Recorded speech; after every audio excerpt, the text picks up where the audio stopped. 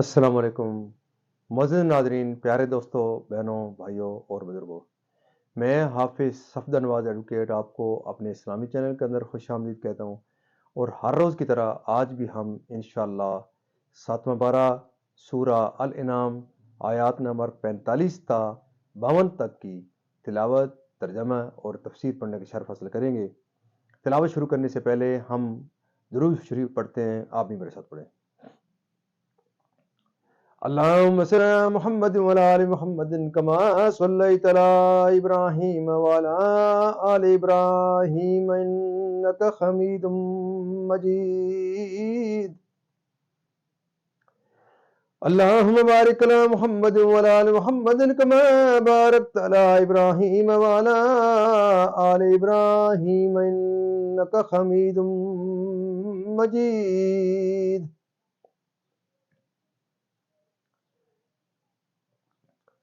أما بعد فأعوذ بالله من الشيطان الرجيم. بسم الله الرحمن الرحيم.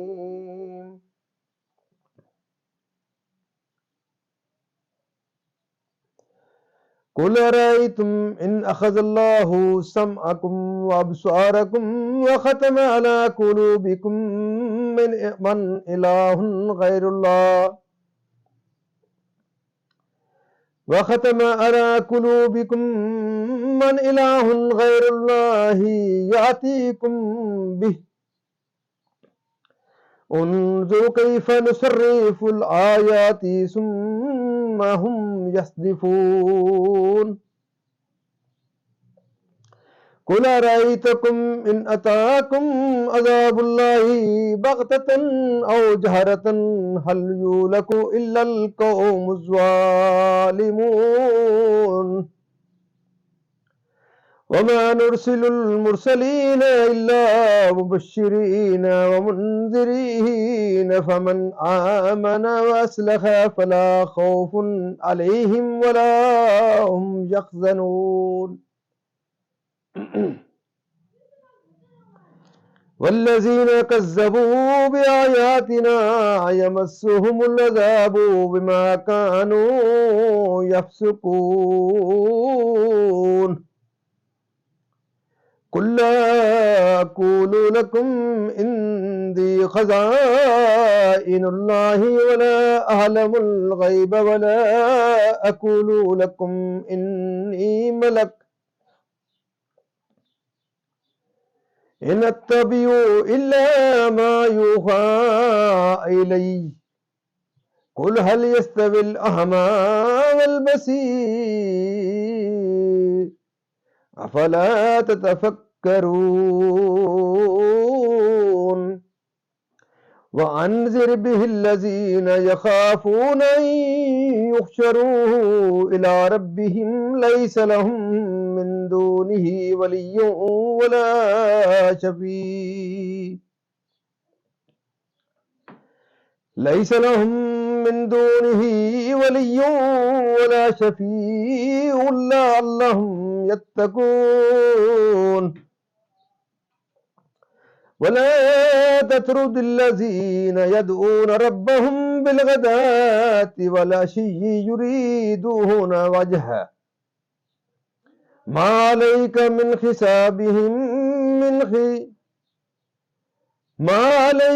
حسابهم من شيء وما من حسابك عليهم من شيء فتطردهم فتكون من الظالمين. وكذلك فتنا بعضهم ببعض ليقولوا أهؤلاء من الله عليهم من بيننا أليس الله بأعلم بالشاكرين.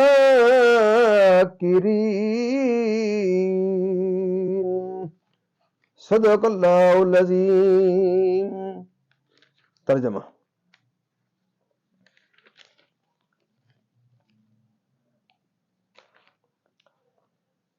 تم فرماؤ بھلا بتاؤ تو اگر اللہ تمہارے کان آنکھ لے لے اور تمہارے دلوں پر مہر کر دے تو اللہ کے سوا کون خدا ہے کہ تمہیں یہ چیزیں لا دے۔ دیکھو ہم کس کس رنگ سے آیتیں بیان کرتے ہیں، پھر وہ منہ پھیر لیتے ہیں۔ تم فرماؤ بھلا بتاؤ، تو اگر تم پر اللہ کا عذاب آئے اچانک یا کھلم کھلا تو کون تباہ ہوگا سوا ظالموں کے؟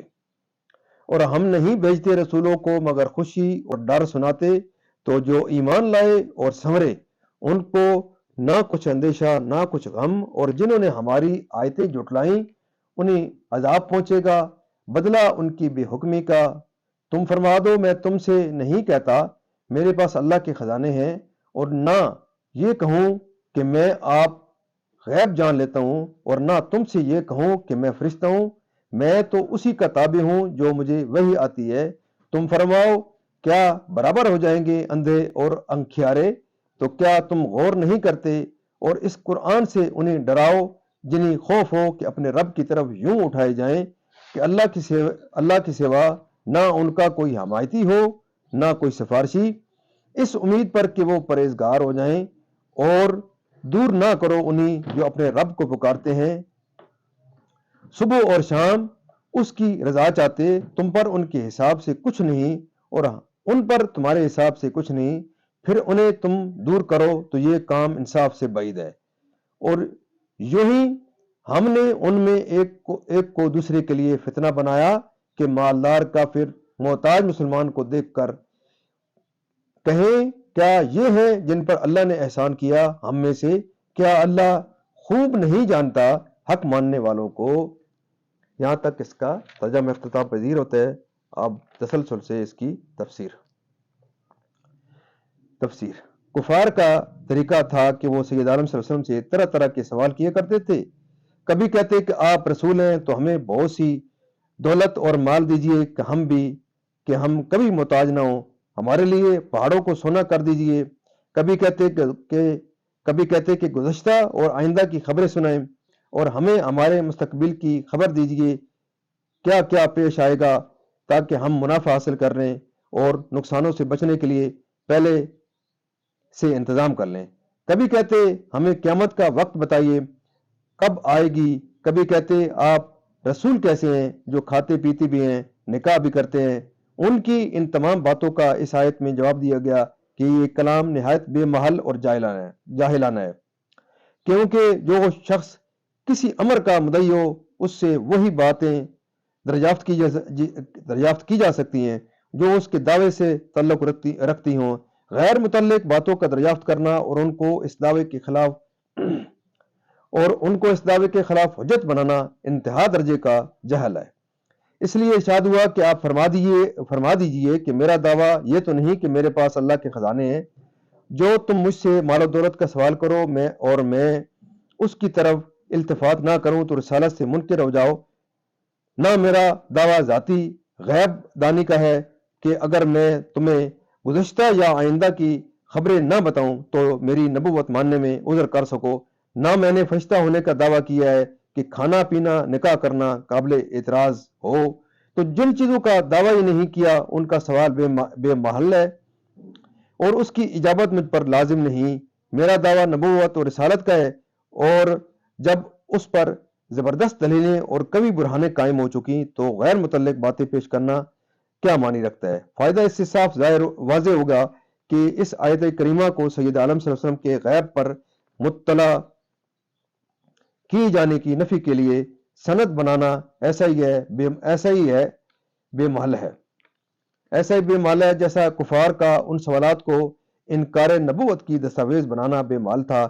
علاوہ بنی اس آیت سے حضور سید عالم صلی اللہ علیہ وسلم کے علم عطائی کی نفی کسی طرح مراد ہی نہیں ہو سکتی، کیونکہ اس صورت میں تعارض بین الآیات کا قائل ہونا پڑے گا، وہی باطل۔ مفسرین کا یہ قول ہے کہ حضور کا لا اقول لکم الآیہ فرمانا بطریق تواضع ہے، اور یہی نبی کا کام ہے، تو میں تمہیں وہی دوں گا جس کا مجھے اذن ہوگا، وہی بتاؤں گا جس کی اجازت ہوگی، وہی کروں گا جس کا مجھے حکم ملا ہوگا۔ مومن و کافر، عالم و جاہل۔ شان نزول: کفار کی ایک جماعت سید عالم صلی اللہ علیہ وسلم کی خدمت میں آئی تو انہوں نے دیکھا کہ حضور کے گرد غریب صحابہ کی ایک جماعت حاضر ہے جو ادنا درجے کے لباس پہنے ہوئے ہیں۔ یہ دیکھ کر وہ کہنے لگے کہ ہمیں ان لوگوں کے پاس بیٹھتے شرم آتی ہے۔ اگر آپ انہیں اپنی مجلس سے نکال دیں تو ہم آپ پر ایمان لے آئے اور آپ کی خدمت میں حاضر رہیں۔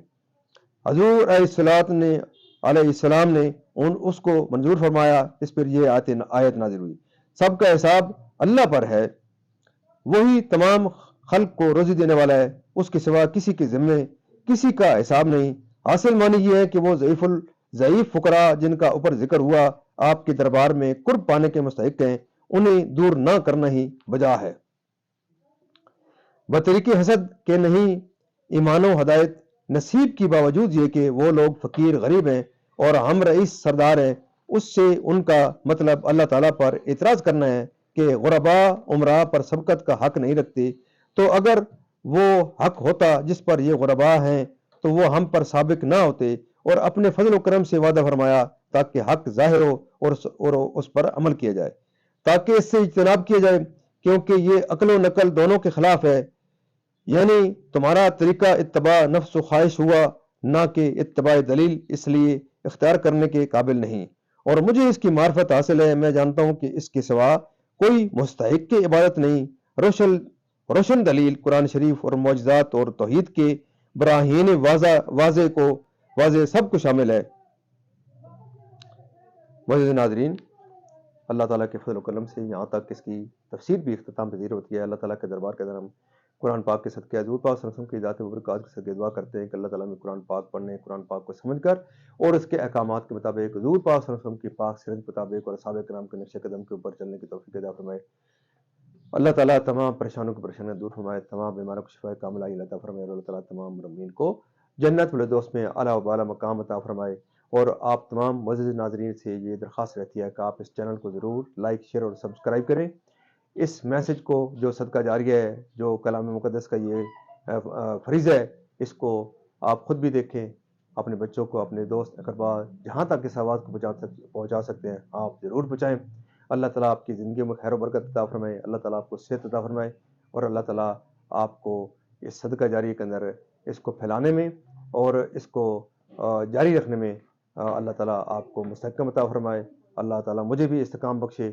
اللہ تعالیٰ آپ کی زندگی میں خیر و برکت عطا فرمائے، اور آمین ثم آمین۔